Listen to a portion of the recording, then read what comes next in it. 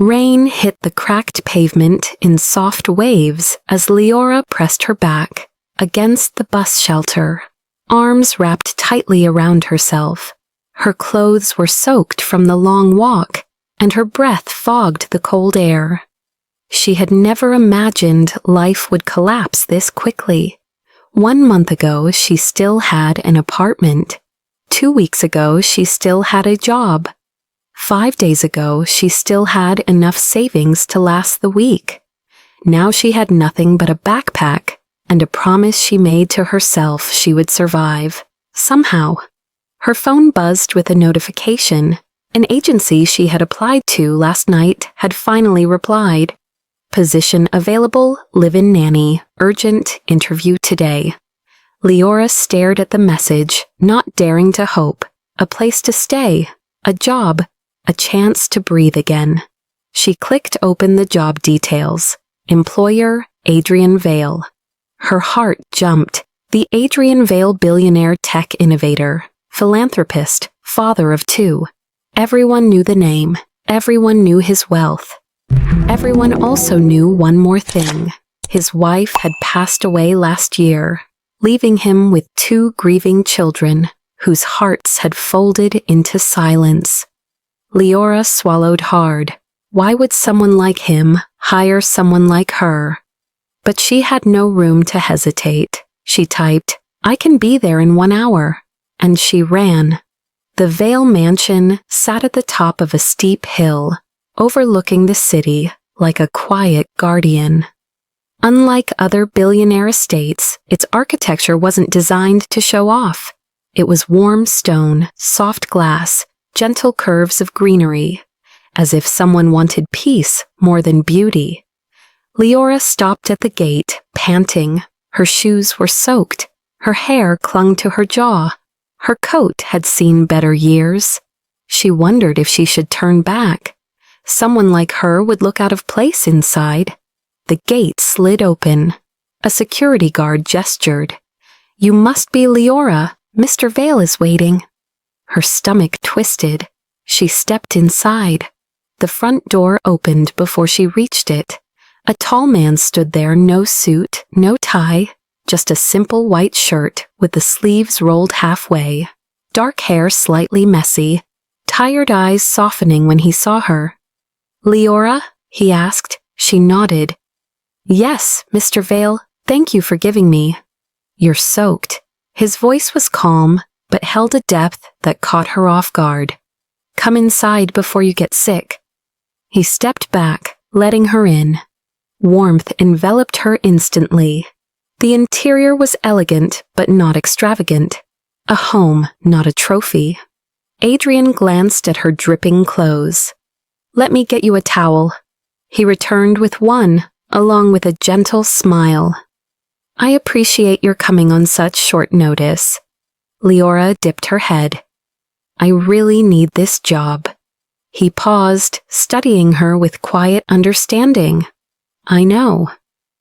Before she could ask what time the interview would start, small footsteps echoed from the hallway. 2 children peeked out, a boy and a girl, both with dark hair and bright hazel eyes that mirrored their father's. The girl clutched a small stuffed fox. The boy hid partly behind her. "Come here," Adrian told them softly. The girl stepped forward first. "Daddy, is she the nanny?" Leora knelt instinctively, her voice gentle. "Hi, I'm Leora." The boy approached cautiously, eyes wide. "Are you mean?" She shook her head with a warm smile. "No, I'm not mean, I promise." The girl reached out and touched Leora's sleeve, feeling the wet fabric. "Why are you cold?" Leora opened her mouth, but Adrian answered instead, his tone calm but full of something deeper. "She came here even in the rain. That means she's dedicated." The girl nodded, satisfied. The boy whispered, "Can she stay?" The question stunned Leora, but not as much as Adrian's reaction. He froze, as if that single innocent question struck a tender part of him. "We'll see," he murmured. but his eyes lingered on Leora longer than before. The interview took place in a smaller room beside the living area. A soft fireplace glowed beside them. Leora sat carefully, hoping the worn backpack by her feet wasn't too noticeable. Adrian sat across from her, holding a folder. "Your references are good," he said, "but the agency told me you left your last address recently. Are you between places?" Leora's breath caught. She could lie, but honesty was all she had left. Yes, I don't have a place right now." Adrian didn't judge. His expression didn't harden the way others had when she admitted her situation. Instead, he closed the folder gently. "Thank you for being honest." Silence filled the space, not uncomfortable, but full of unspoken truths. He continued quietly. "My children haven't opened up to anyone since their mother passed. They barely speak some days. But minutes after seeing you," he exhaled softly, "they asked if you could stay." Leora blinked, throat tight. "I don't know why," he added. "Maybe they see something in you. Maybe they feel safe. I don't want to ignore that." Her pulse fluttered. "Mr. Vale, I'll work as hard as I can. Adrian," he corrected gently. "Please, just Adrian." She nodded, shy. He rose, extending a hand. "If you're willing, the job is yours." Something inside Leora cracked open a fragile mix of relief and disbelief. But as her hand touched his, a flicker of warmth passed between them, quick, unspoken, dangerous. His gaze shifted, as if he felt it too. By evening, the children had already taken her hand and dragged her across half the mansion. They showed her the playroom, the reading nook, the garden with small lanterns glowing along the path. Everywhere she went, Adrian watched silently, thoughtfully, as though trying to understand why she mattered to his children so quickly, or why he felt the pull too. When the children finally fell asleep, Leora stepped out of their room quietly. Adrian was waiting, in the hallway, hands in his pockets. "How were they?" he asked. "Sweet," she replied. "Lonely?" He nodded slowly. "Yes." A beat of silence, then he spoke softly. "Leora, you don't have to be afraid here." Her lips parted. "I didn't think you noticed." "I notice more than people think." His voice dropped to something almost vulnerable. "And I don't want you to feel like you're just surviving anymore." Her breath caught because he somehow saw right through her. Before she could answer, he turned away gently. "Rest. Tomorrow will be better." But the truth settled in her heart with quiet certainty. He didn't hire her only because his children needed her. He already wanted her here, too, even if he didn't say it yet. Leora struggled to sleep in the soft guest room bed that night, not because it was unfamiliar, but because it felt too safe. Safety had been a luxury she hadn't tasted in months. She turned to the window. Soft lights glowed in the garden, and then movement. Adrian stood outside, hands in pockets, staring at the sky as if trying to untangle his thoughts. Leora hesitated, then quietly stepped out into the garden. The cool air brushed her cheeks as she approached him. He didn't startle. He must have heard her footsteps. "I didn't wake you, did I?" he asked softly. "No, I just couldn't sleep." He nodded slowly. "It's been a long day for you."